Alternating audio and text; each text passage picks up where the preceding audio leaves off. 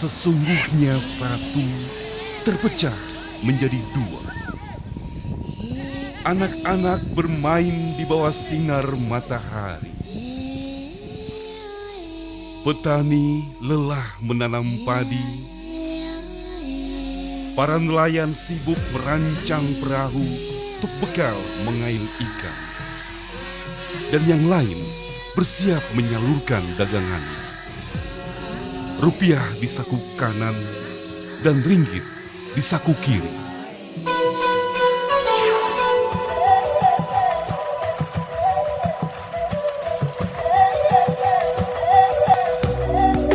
Pulau Sebatik, pulau yang bertuan pada dua negara, Indonesia dan Malaysia. Menurut garis batas negara, bagian utara Pulau Sebatik sudah termasuk wilayah Sabah, Malaysia. Sedangkan bagian selatannya adalah milik Indonesia. Inilah sebabnya Pulau Sebatik menjadi salah satu wilayah perbatasan yang strategis.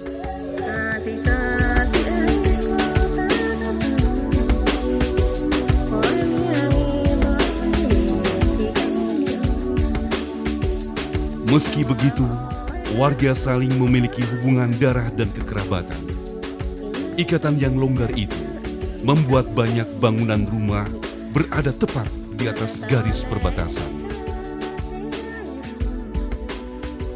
Pulau Sebatik merupakan salah satu kecamatan dari Kabupaten Nunukan, Kalimantan Timur.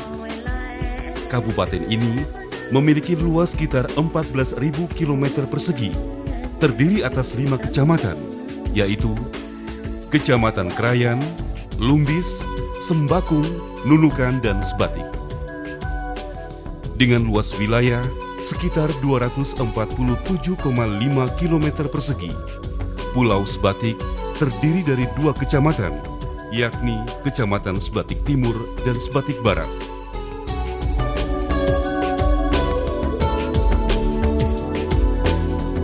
Secara topografi, wilayahnya ditumbuhi perkebunan kakao dan kelapa sawit, yang sekaligus menjadi sumber perekonomian penduduk.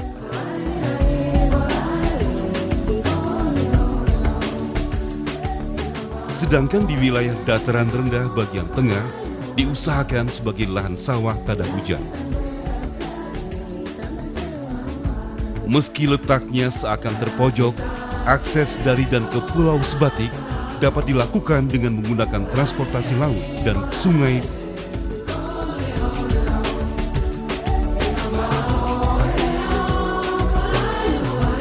Dalam 10 tahun terakhir, Kementerian Pekerjaan Umum sudah membangun poros jalan yang panjangnya mencapai 522 km. Lalu untuk jalan lingkar luar yang sudah diaspal sekitar 40 km atau 50% dari total jalur lingkar luar Sebatik. Sedangkan transportasi laut bisa ditempuh dengan speedboat dan kapal perintis.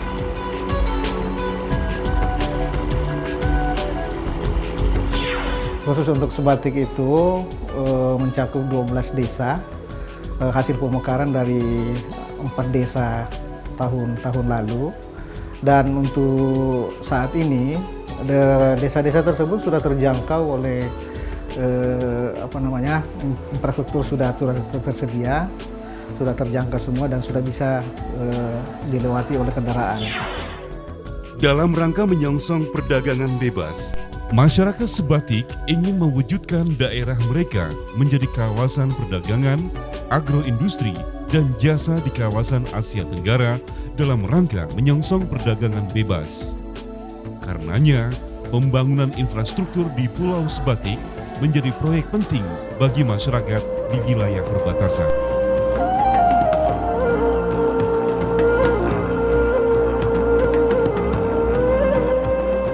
Sejauh ini, hasilnya sudah cukup memadai. Kementerian Pekerjaan Umum memenuhi infrastruktur di bidang air bersih, irigasi, drainase, jaringan transportasi atau jalan dan jembatan. Selain perkebunan kelapa sawit dan kakao, pertanian juga menjadi sumber perekonomian yang diandalkan masyarakat. Sehingga pembangunan irigasi sudah tentu menjadi infrastruktur yang dapat menunjang peningkatan hasil pertanian. Yang tak kalah penting adalah penataan pemukiman penduduk, pemenuhan air bersih, embung, dan drainase yang memadai demi kesehatan masyarakat yang lebih terjamin. Kepada pemerintah supaya ditingkatkan. Kalau ditingkatkan di pemukiman itu jelas ekonomi masyarakat itu bisa bertambah. Namun harapan saya mudah-mudahan di perbatasan ini bisa dibangun suatu fasilitas yang sangat memungkinkan seperti pelabuhan supaya barang-barang produksi masyarakat Sebatik itu bisa menjangkau kemana-mana.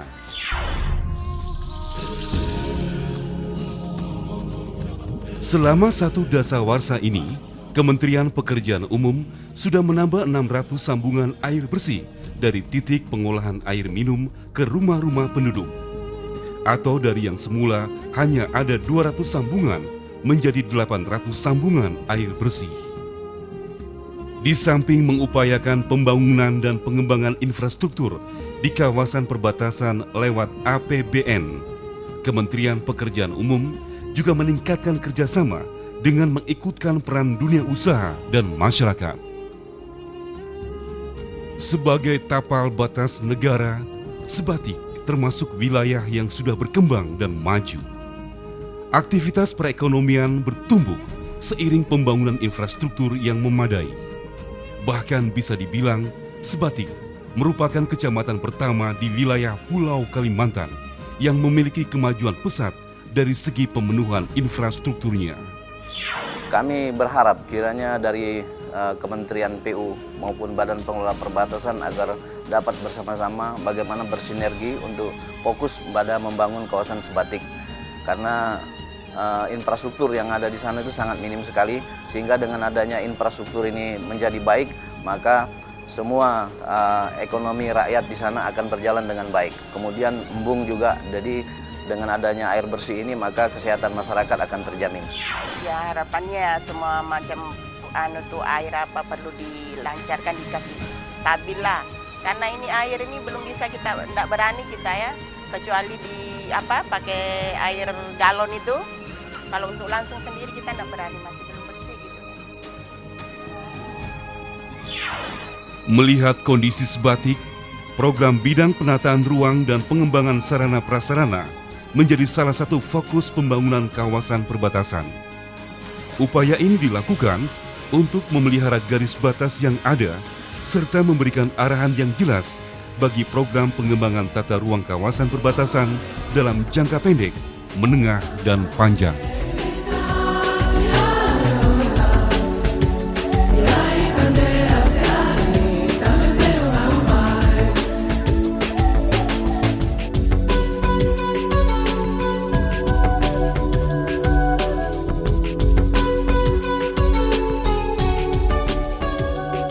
Dengan demikian, diharapkan kualitas taraf hidup dan kemampuan ekonomi masyarakat akan meningkat dan terus bertumbuh.